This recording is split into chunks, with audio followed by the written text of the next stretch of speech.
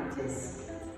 This training is aimed at what a newly qualified medical specialist should know and be able to do.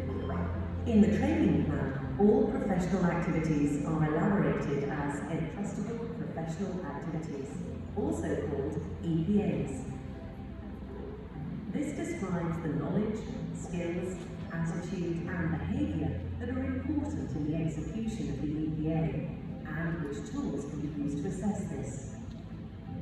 If the resident is able to perform the EPA at level 4, which means with distant supervision, a summative entrustment decision can be made. In this animation, we will explain how the summative entrustment decision-making works. Firstly, the resident discusses with the clinical educator the set of instruments that they will use for observation, assessment, and feedback. This gives the resident and the educator a clear impression of what the learning pathway will look like. The resident then gets to work and collects feedback and assessments. In order to demonstrate competence, the resident submits proof of achievements to the Clinical Competency Committee. The committee or team will then meet to discuss the progress. Each of the members has observed the resident from various perspectives.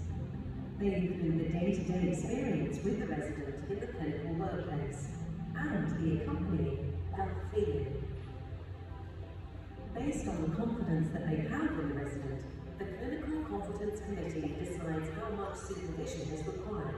We call this the level of supervision.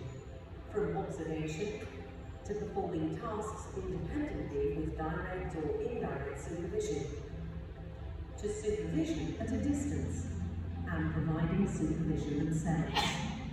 The resident receives feedback from the clinician educator. The entrustment decisions are documented and motivated in a portfolio. As the competence of the resident increases, so the educator's trust in the resident increases, and the need for supervision decreases. This results in the resident completing an increasing number of tasks independently.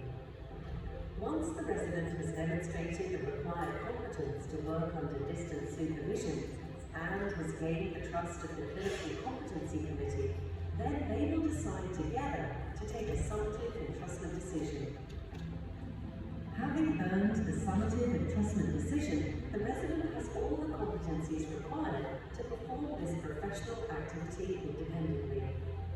Once the resident has received summative entrustment decisions for all EPAs and has passed all the training segments, he is allowed to call himself a medical specialist. A good approach to summative entrustment decisions making stimulates residents to increase their level of independence backed by the trust of the committee and team.